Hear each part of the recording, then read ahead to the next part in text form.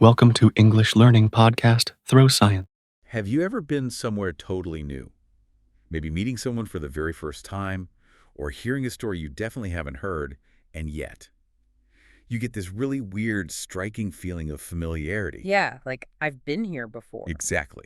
That exact feeling. It's gone in a flash, but it leaves you thinking, wait, I know this, even though, well, logically you know you don't. Mm-hmm.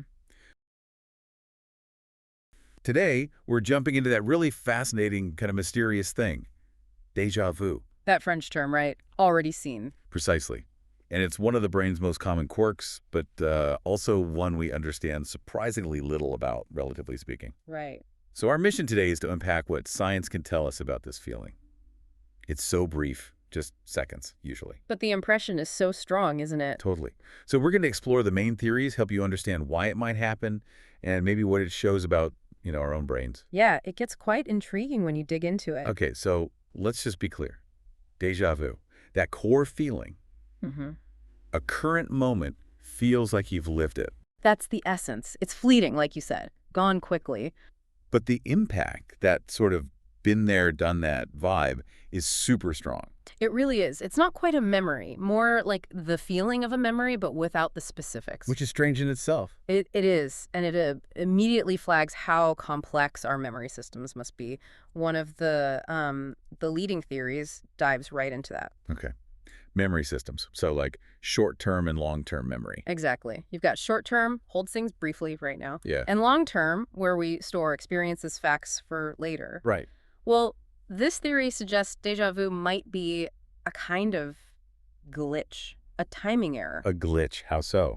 The idea is that your brain might accidentally send a current, brand new experience directly to long-term memory. Before you're even fully aware of it. Yes, before full conscious processing. Yeah. So it's like hitting save too early, or maybe twice. Ah, okay. Like the file's already in the old memories folder by the time you consciously look at it. That's a good way to put it, yeah. So when your conscious awareness catches up, milliseconds later, it feels like you're recalling something old, not experiencing something new. Wow. So it's less about actually reliving something. Right. And more about your brain's filing system getting momentarily jumbled, out of sync. Precisely. It really highlights how our conscious present isn't always perfectly aligned with the underlying brain mechanics. That's fascinating. It makes you think about what now even means. That really does. But that's not the only game in town, theory-wise. There's another interesting idea about brain signals. Signal delays. Okay, now this sounds like it could get really technical, but interesting. It's actually quite intuitive in a way. Imagine information coming into your brain's sights, sounds. It travels along neural pathways, right? Yeah.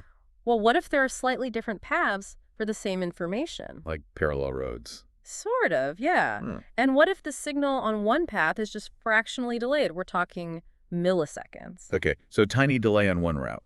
Exactly. So the information from the same single moment arrives at your conscious awareness at two slightly different times. Almost simultaneous, but not quite. Creating a double take. A double perception, you called it. That's the term some researchers use, yes. You're essentially processing the same input twice in rapid succession. So it feels familiar not because you've seen it before, but because your brain processed it twice, almost on top of itself. That's the hypothesis. It's less about memory storage like the first theory, and more about the timing of perception itself. Man, that really underscores how incredibly precise our brain's timing usually has to be for things to feel normal. It does. It's quite remarkable. And then there's a third angle, more from a psychological perspective. Okay, what's that one? This one focuses on familiarity without specific recall. Explain that a bit more. Your brain might recognize certain elements, patterns, feelings maybe from past experiences, but without pulling up the specific memory attached to them. So a new situation might contain features, the layout of a room, the light, a particular combination of sounds. Stuff that vaguely echoes something from your past. Exactly. Vaguely echoes something, maybe lots of different past things, but not strongly enough to trigger a full memory, just enough to make the current moment feel weirdly familiar. Okay. So it's like walking into a cafe and it just feels like somewhere you've been, but you absolutely cannot place it. Right. It's not one specific memory, just a feeling. Precisely. Your brain is constantly trying to make sense of things by matching patterns. If enough fragments match, even subconsciously, you might get that déjà vu feeling. Even if the original source memory stays hidden. Right. It shows how we construct our reality from these little bits and pieces of past experience. That makes a lot of sense, too. So we've got these different ideas. Yeah. But who tends to experience déjà vu most? Is it universal? Well, it's very common, but not evenly spread. What's interesting is it seems much more frequent in younger people. Younger, like teenagers and young adults. Yeah, particularly the 15 to 25 age range. That seems to be the peak. Huh. Any idea why? Not definitively, but maybe related to brain development, or perhaps how memory systems are still maturing or consolidating. It does tend to decrease as people get older. So if you're listening and you're in your teens or 20s, you might be nodding along more vigorously right now. Quite possibly. And it's not just age. Other factors seem to play a role too. Like what? Does being tired or stressed make it more likely? It seems so, yes. Research suggests factors like stress, fatigue, even travel, or being in highly stimulating environments might increase the chances. Okay, so being run down or a bit overwhelmed could potentially trigger this kind of brain hiccup. It's plausible. The brain under stress or fatigue might be more prone to these little processing errors or memory misfires. That ties things together a bit.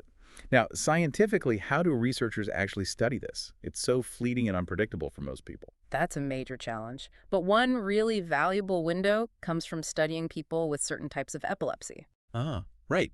Because sometimes déjà vu can be part of a seizure. Exactly. Particularly in temporal lobe epilepsy.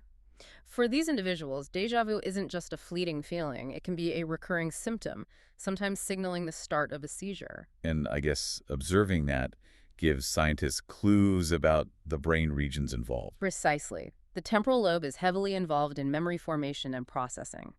Studying these cases helps pinpoint the neural circuits that might be involved in generating the feeling of familiarity. So even though it's linked to a medical condition in those cases, Right, it's different from the everyday experience most people have. it still teaches us about the normal brain by seeing what happens when those specific circuits are activated abnormally. Absolutely. It's like understanding how a car normally runs by studying what happens when a specific part malfunctions. It illuminates the function of the whole system. That makes sense.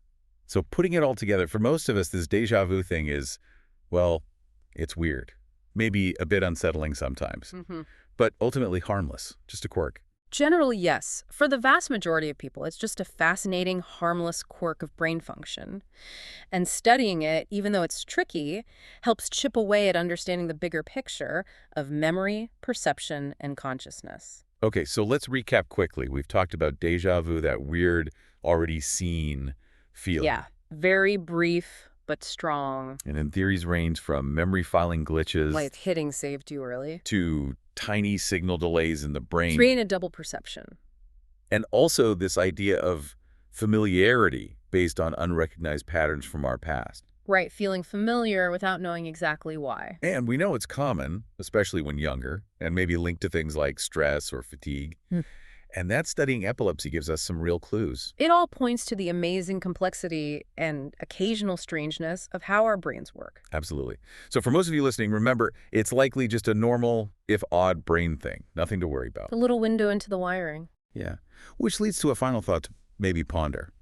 What other little fleeting experiences, those seemingly random thoughts or feelings you have, might also be tiny windows? Interesting question. Windows into the deeper, maybe secret workings of your own mind? Something to keep observing, maybe keep questioning about the amazing world inside your head.